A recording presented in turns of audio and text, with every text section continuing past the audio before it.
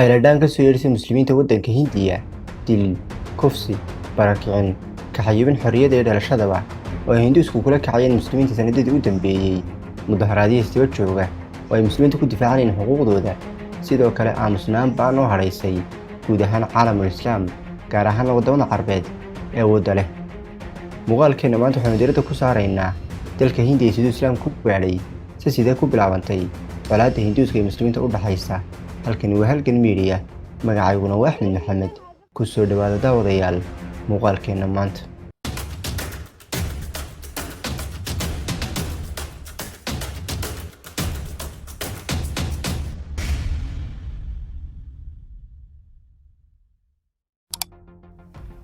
baaqa islaamku waxa uu soo gaadhay dalka Hindiya horaantii waagii khulafadii afarta ahayd, iyadoo ay saxaabada qaar ka mid ah booqashooyin ku tageen. Al-Muhallib bin Abi Sufra waxa uu ku soo duulay dhulka Hindiya sanadii 44aad ee Hijriga ilaa uu ka gaadhay meel lagu magacaabo Qandabil oo ah magaalo dhacda halka uu waddanka Bakistaan hadda ku yaal. Al-Muhallib waxa uu jabiyay cadowgii kana qaniimaystay, sidoo kalena gaadhsiiyay dacwada dadka Hindiya. duulaankaasi waxa uu ahaa markii ugu horeysay muslimiintu soo caga dhigtaan ama qabsadaan dalka Hindiya. mar kale sanadii 93aad ee Hijriga waxa uu Maxamed bin Qaasim al-Saqafi oo ilmaadeer ahaayeen Al-Xajaaj bin Yuusuf al-Saqafi furtay magaalada Dubayl oo hadda loo yaqaan Karachi iyo qaybihii harsanaa ee dalka Hindiya. xilliga uu Maxamed furay waxa uu jiray 18 sano. kadib waxa uu islaamku ku nagaaday dhulka Hindiya oo caga dhigtay ilaa ay dhisantay dowlad islaami ah oo uu aasaasay Mujaahid Sultaan Maxamuud al-Qasnawi sanadii 392 Hijriyada ilaa 1001. intii uu ka tanay islaamku dalka Hindiya oo lagu qiyaaso muddo 8 qarni ah, waxa ay dadku ku noolaayeen nabadgelyo, cadaalad, sinaan. dadka degan dhulkaasina waxay badankoodu qaateen diinta islaamka. ilaa 80% inta ugu badan muslimiinta adduunka ay noqdeen Hindi. muslimiinta sida u tirada badnayd waxay hadda u kala qaybsadeen 3 waddan oo waaweyn oo kala ah Bakistaan, tirada muslimiinta ku noolina waa 200 milyan. ka labaadna waa Hindiya oo ay ku nool yihiin 197 milyan, halka ka saddexaad uu yahay Bangladesh oo ay ku nool yihiin 140 milyan oo muslimiin ah. burburinta midnimada muslimiinta Hindiya waxay soo martay 2 marxaladood oo kala ah markii gumaysigii Ingiriiska laga saaray Hindiyadii midaysnayd sanadkii 1940. muslimiinta waddankaas waxay ku lahaayeen door muhiim ah iyo kaalin geesinimo leh jabkii soo gaadhay Ingiriis. markii uu ka baxay Ingiriisku dalka, waxaa guushii loo aaneeyey Gandhi iyo Hindus oo keliya, taasoo ahayd midhihii fidnadii uu abuuray Ingiriisku si uu u kala jaro ummad midaysnayd. sidoo kale waxa uu isku kiciyay Ingiriis qowmiyadihii iyo diimihii kala duwanaa, taasoo keentay in waddanku lagu kala go'o Hindiya oo ay aqlabiyadiisu tahay Hindus iyo Bakistaan oo aqlabiyadiisu tahay muslimiin.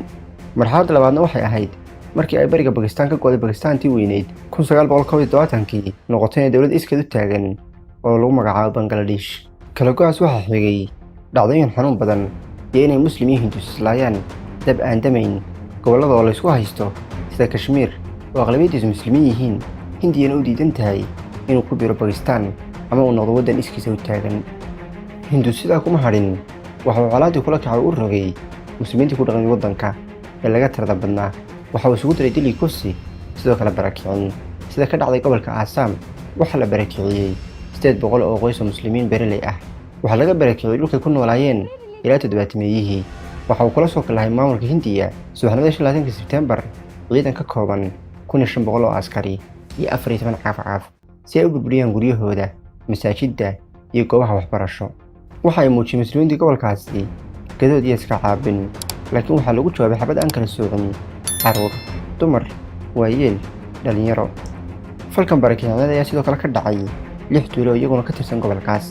intii socday falkaas argagaxa leh, waxaa aad u faafay muuqaal naxdin iyo amaka ku noqday ummadda muslimka ah kadib markii kaamiradu qabatay ciidamo ku hareeraysan oo ku dulboodboodaya meydka qof muslim ah oo ay dileen.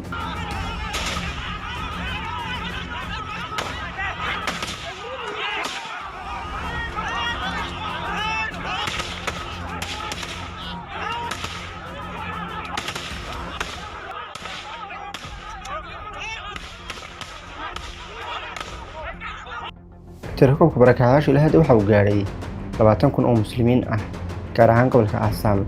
dhammaan dadka lagula kacay falalkaas waxay ka wada siman yihiin inaanay wax khalad ka gelin xukuumadda ka talisa waddanka, laakiin qadiyadda iyo dagaalku meel kale ay ka aloosan yihiin. waxaa caddeeyay arrinkaas mid ka mid ah wasiirrada gobolka Assam oo lagu magacaabo Himanta Biswa Sharma oo ku dhawaaqay xilliga ololihiisa doorashada lagu guda jiray in dagaalka u dhexeeya muslimiin iyo hinduus dhulka iyo dhalashadan laga qaadi doono muslimiinta loona celin doono dadka asalka u lahaa waa hinduuse.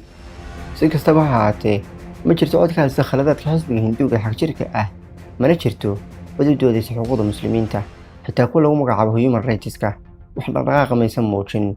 waxaad moodaa inay raalli ka yihiin, wayba ka yihiin. sidoo kale waxaa nasiib darro ah inaanay goobtan ka muuqan ficilada rasmiga ahayd ee muslimiinta ama xukuumadda carabeed awoodda leh.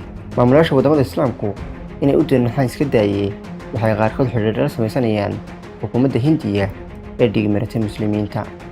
xiisaddii maalmihii dambeysay ka taagnayd gobolka karnataka ee ahayd in hablaha loo diiday inay ku yimaadaan xijaabka jaamacadaha waa qanjiirasho lagu eegayo inuu nool yahay damiirka muslimiintu, sidoo kalena baroorta ergeyga ka weyn. sidaynu ognahay waddanka hindiya waxa uu ka mid yahay waddamada ugu diimaha badan. waxaa dalka sharci iyo dastuur u ah calmaaniyad iyo dimuqraadi. dimuqraadiyaddoodu waxay aaminsan tahay in diinta iyo siyaasaddu aanay isku jirin, haddana waxaad arkaysaa inay ku qasayaan diintooda xag jirka ah dowladdooda. dimuqraadiyaddoodu waxay aaminsan tahay in muwaadin kasta waxa uu doono aamini karo ama caqiide ka dhigan karo, sidoo kale xor u yahay cibaadadiisa. haddana waa taas oo muslimiinta shahway ka cabbi kari laayihiin.